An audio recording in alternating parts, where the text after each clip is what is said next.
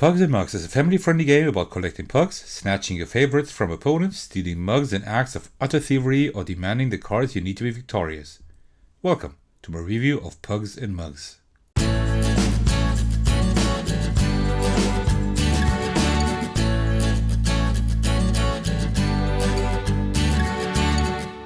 Hey everyone, this is Sothekos, and today I'm bringing you my review of the cute card game Pugs and Mugs.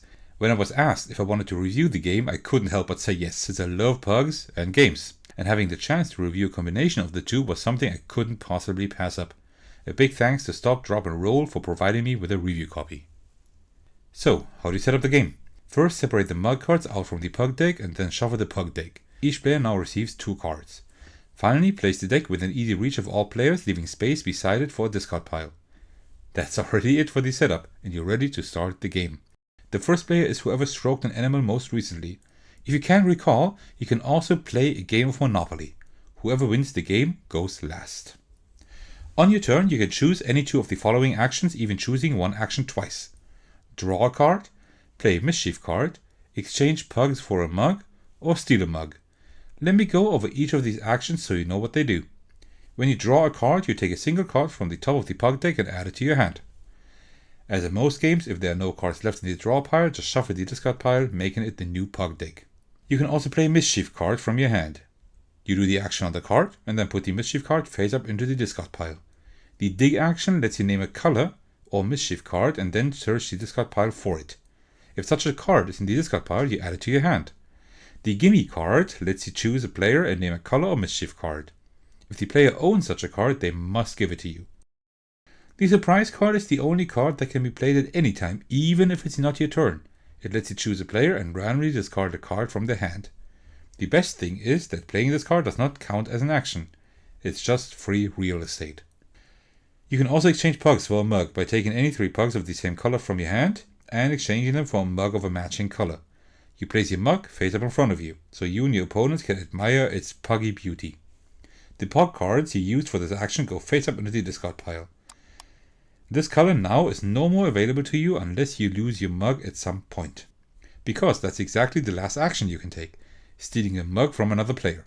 To do so, you may place 1 pug of every single color from your hand face up into the discard pile. This lets you steal one of their mugs. Of course, this can't be a mug of a color you already have, or the final mug you need to win the game. Because, well, that would be a bit too easy, wouldn't it? Once you have taken exactly 2 actions, your turn ends. You now check your hand to see how many cards you are holding. Discard as many cards as necessary until you hold only 5 adorable pugs in your hand. You win the game whenever you are the first one to collect 1 pug-filled mug of each of the 5 colors. And that is already all you need to know to play a game of Pugs and Mugs. So what do I think about the game? I totally love it. But I'm also biased, since a game about pugs is something I've always wanted. But in all seriousness, I really enjoy this game. And I have good reasons for that.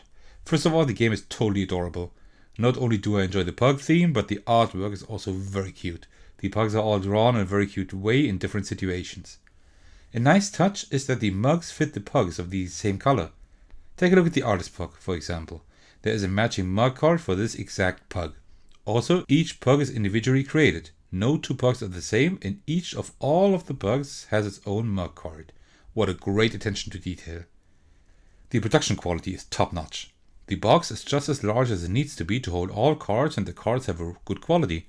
The rules are as short as possible while still explaining the game in a perfectly clear manner. Also, the rules have so much humor and love put into them.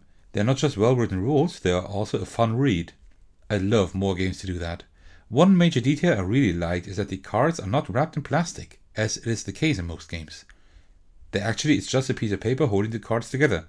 If that doesn't show environmental awareness, I don't know what does. I appreciate that. A lot. The game also does its best at being inclusive. As well as colors, each of the 5 sets of pugs also has a pattern for easy identification. This game calls this inclusive puggy fun for all, and I need to agree. Such great attention to detail. The game is very simple to teach and easy to pick up. You can play this game with nearly anyone, and it even supports up to 5 players. I really appreciate any game going beyond the 4-player cap. And there's even more. On the webpage you can download a solo mode for the game. More variety in terms of player count is always great. And yes, I am considering a playthrough on my channel. Of course I am. I mean, it's pugs. Also, I should emphasize that the game is fun. Despite its simple premise, the set collection game does make you think about your next moves. Also, your memorization skill can be of big help here. For the green card you need. Do you remember the discard pile having one of those in it? If so, play the dig card, but maybe one of your opponents has a green card instead. Then the gimme card might be the better tick. I like these small decisions. There isn't really any negative I can say about the game. Yes, the complexity to game length ratio might put some people off. The game is very simple, but it still takes about 45 minutes to play, according to the indication on the box. And I can confirm that this is not a quick game. There are other simple games that do play quicker. But Puzzles and Mugs is not supposed to be a game for opening or ending a game night. It's a regular game with a regular length that is still easy to pick up.